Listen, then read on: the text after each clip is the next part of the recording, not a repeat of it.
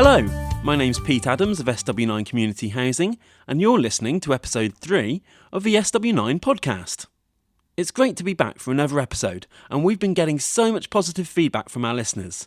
When we started this, we thought it might just be an interesting experiment and not really go very far, but I'm now getting the impression that we might run, which means I probably need to invest some time in learning how to actually do editing.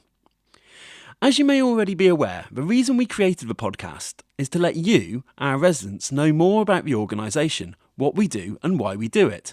However, we're absolutely open to talking to anyone about anything that might be of importance to the SW9 community. On this episode, I'm talking to Dr Daniel Cromb. He's a paediatrician, clinical academic, local resident and SW9 board member, and he's come on to discuss coronavirus, the vaccine and the importance of getting jabbed. But before we get to that, here's a roundup of the latest SW9 news.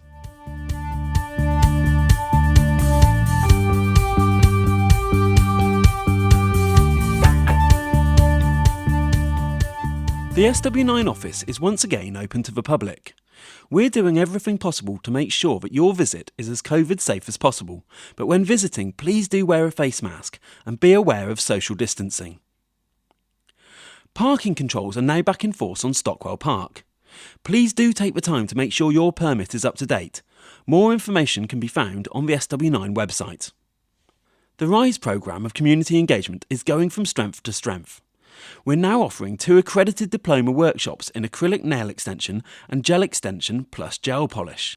These one-day courses are being held on the 20th and 27th of May, so if you'd like to take part, please do get in touch using the contact details at the end of the show. If you make contact with SW9, you may receive an automated callback from a company called Bright UK, asking you to carry out a survey. If you have a moment, please do take the time to complete this, as it really helps us improve our service to you. Fly tipping remains an issue on Stockwell Park. We're reminding all residents that this is a criminal offence, and we do actively pursue offenders. If you have bulk rubbish that needs collecting, please contact the office, as we may be able to help, and it's a lot cheaper than a £1,000 fine.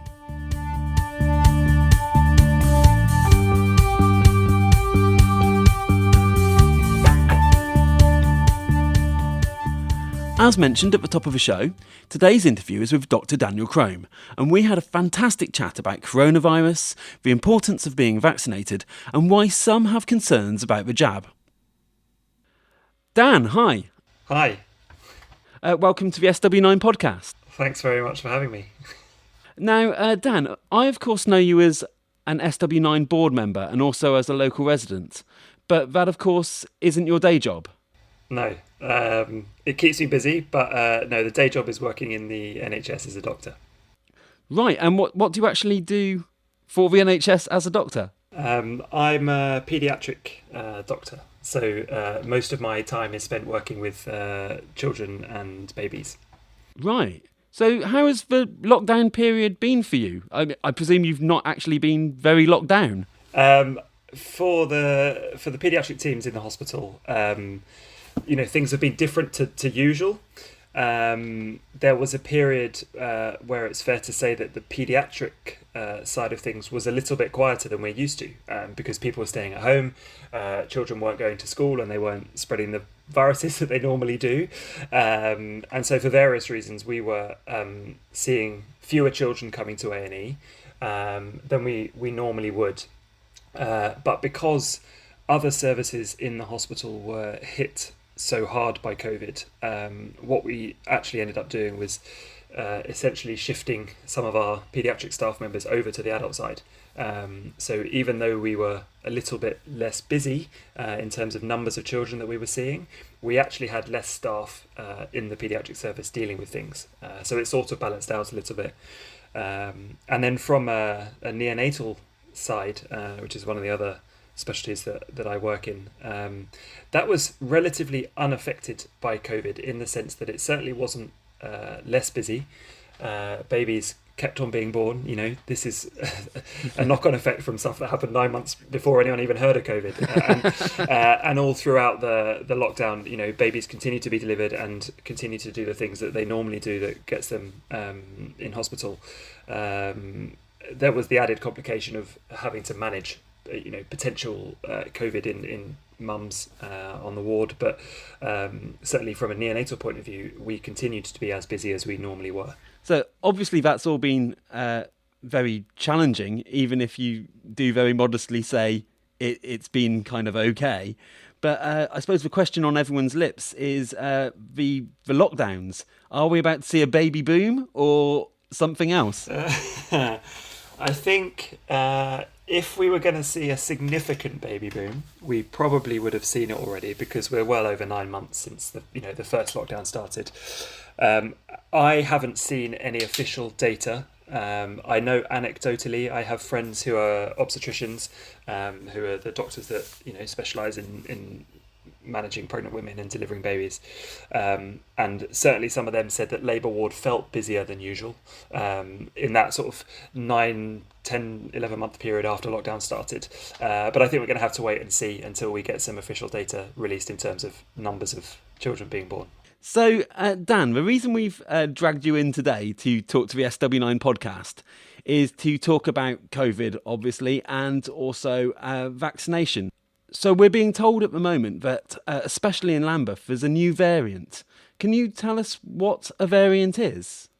So in terms of what a variant is, viruses and other organisms are mutating and evolving all the time. And this happens as a random process, essentially. And occasionally, this mutation that happens will lead to a new strain of a particular virus or a particular organism being created. The vast majority of mutations do not cause any discernible difference in how that virus or organism behaves. But occasionally, when we're sequencing the genome of the virus, we will detect a difference in the organisation of that virus's genetic code, and that's essentially what a variant is. It's a virus with a different genetic code to one that we've seen previously. So the variant in Lambeth, is that something which people should be worried about? I don't think so, is the answer to that question. Obviously, we are watching the data closely, and the government and local organisations are collecting data about new variants that are arising.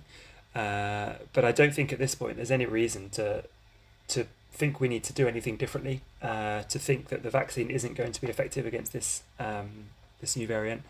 And I think it's going to be a case of watch and wait more than anything. So you've just mentioned the vaccine.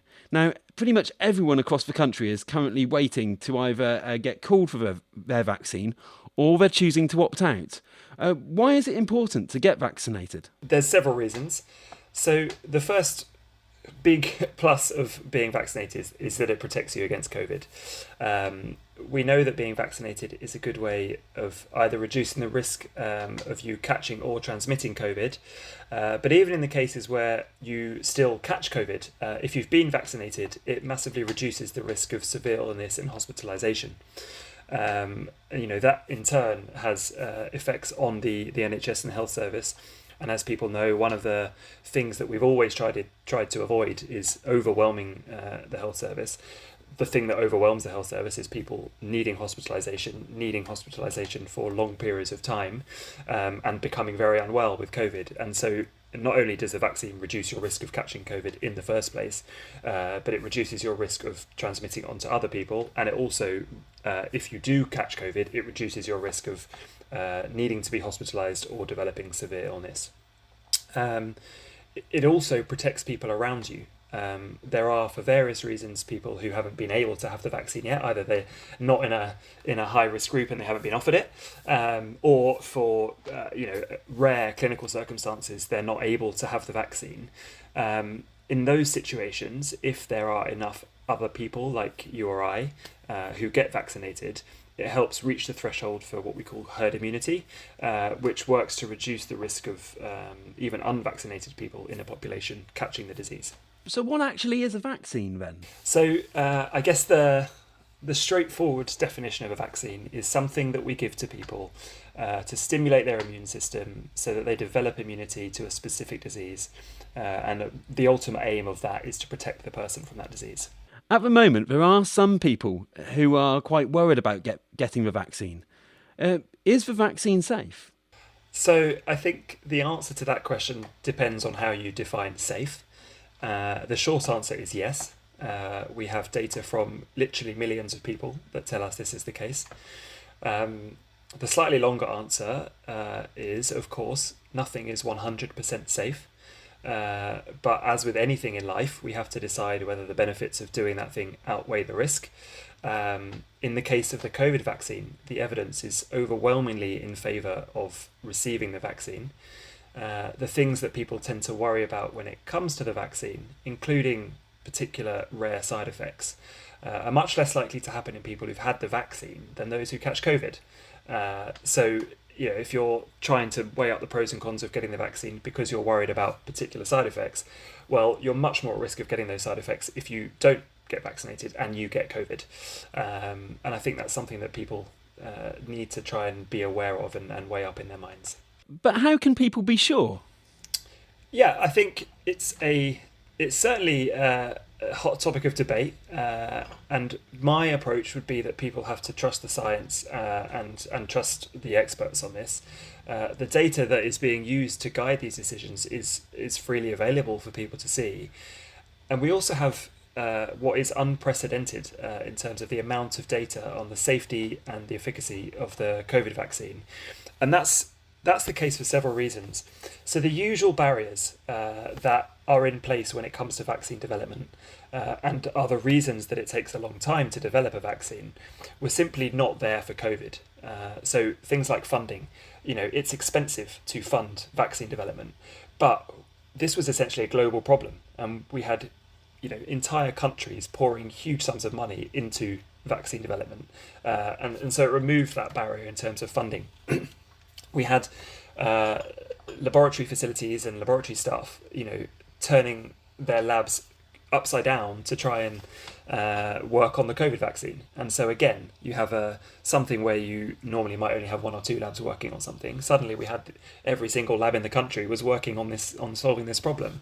And so it removed another one of those barriers to developing a vaccine quickly. The usual safety steps and measures that are required in order to develop a vaccine were still taking place. It's just that we were able to do things a lot quicker. The other thing that I think probably people don't often understand when it comes to developing vaccines is that usually you need large numbers of people with the disease that you're trying to develop the vaccine for to actually contract the disease. So if, for example, you were trying to develop a vaccine against mumps, you would need lots of people to get mumps in order to test whether the vaccine is safe in that population. And that doesn't normally happen. You normally have to wait a long time to get enough people with the disease.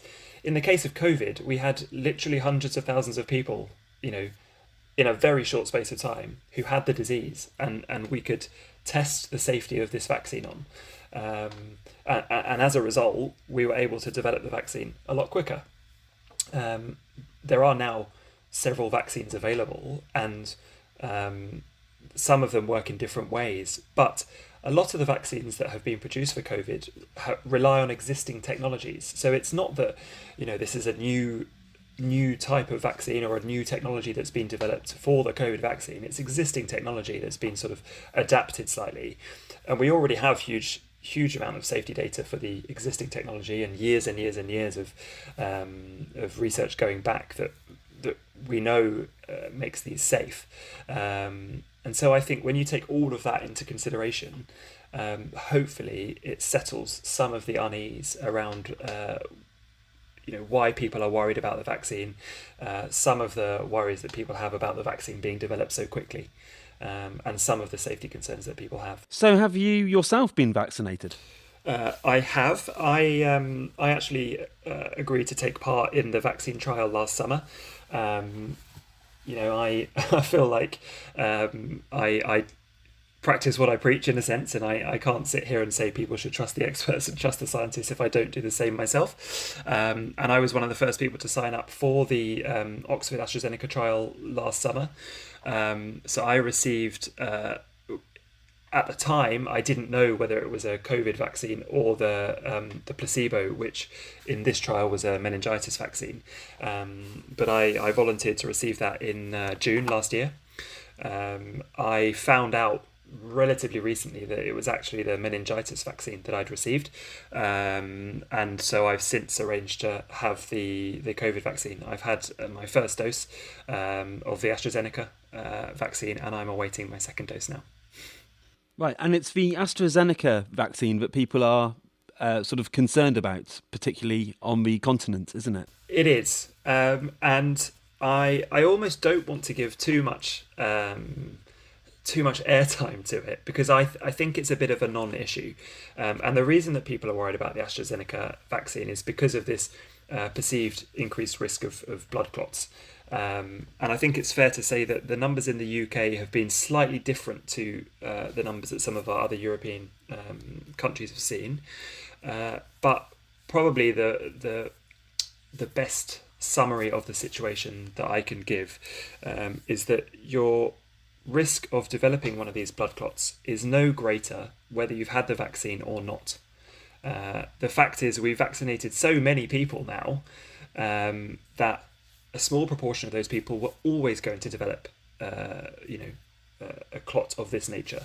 But because we vaccinated so many people, we are seeing very, very small numbers in the population who've been vaccinated that develop this side effect.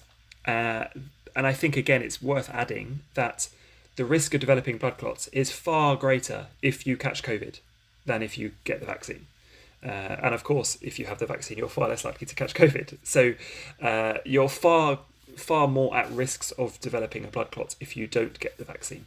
So for most people, what are the side effects, or are there any? There are, as with anything, any vaccine, any treatment, any intervention, there are always going to be side effects. In terms of the COVID vaccine, the most common side effect will be a sore arm at the site of the injection. Lots of people will experience a headache in the day or two after the injection. Some people will experience feelings of kind of muscle aches and pains, and these are all things that are considered side effects. But really, we would say, well, that's your body's immune system responding to the vaccine, and so these things are a little bit unpleasant, but it's a sign that the vaccine is doing what it's meant to do. And as we've just touched on, there are some other side effects that have been reported, but the benefits of getting the vaccine far outweigh the risk from any side effects of receiving it. And, well, talking of benefits, what will it mean when we've got everybody vaccinated? I think the fundamental thing is that you've protected yourself and those around you from COVID, and certainly from the risk of severe disease and requiring hospitalisation. And the end goal is really that life starts to get back to normal again. It's going to take time for that to happen, and there will be bumps in the road, as I'm sure everyone is aware. But if you asked pretty much any scientist, doctor, healthcare worker a year ago whether they thought we'd be in a position now where we'd have an effective, safe vaccine ready to go, that millions of people would already have received it, they probably would have laughed at you. But they also would have jumped at the chance to have it if they were offered it. And we're now in a situation where that's a reality. This vaccine exists. And I think people should definitely take the vaccine if they're offered it.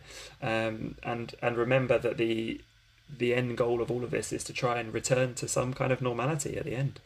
And is there anything else important that you think our residents should know? I certainly, and other healthcare professionals, understand that there are concerns about the vaccine. That is normal. With any new treatment for something, there are going to be questions asked. There are going to be people who are worried about it, and that's completely normal. And I would hope that no one ever has their concerns kind of dismissed, or that attention is not given appropriately to those concerns. But we know now, based on all of the data that we have, that the vaccine is safe. It's a good thing. It reduces your risk of catching COVID. It reduces your risk of transmitting COVID. It reduces your risk of getting seriously unwell from COVID. And I think anyone who is offered the vaccine should take it. Dr Daniel Cromb, thank you very much for joining us on the SW9 Podcast. Thanks very much for having me. I hope you can join us again soon. I'll look forward to it.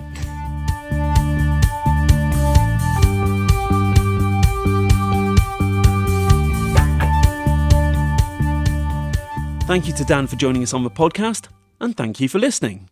If you enjoyed it or would like to hear more about something specific that SW9 do, then please do get in touch. We may even be able to get you on the show. You can contact us by telephone on 0207 326 3700, on email using info@sw9.org.uk, or using our website Contact Us page. That's at www.sw9.org.uk. You can also follow us on Facebook, Twitter, Instagram, YouTube and LinkedIn. Just search for SW9 Community Housing. We're still working to get the show on all the main podcast providers, but if you have the ability to leave a review or a rating, please do. That way we know what's working for you. Until next time, thanks very much for joining us on the SW9 Podcast. See you again. Bye-bye.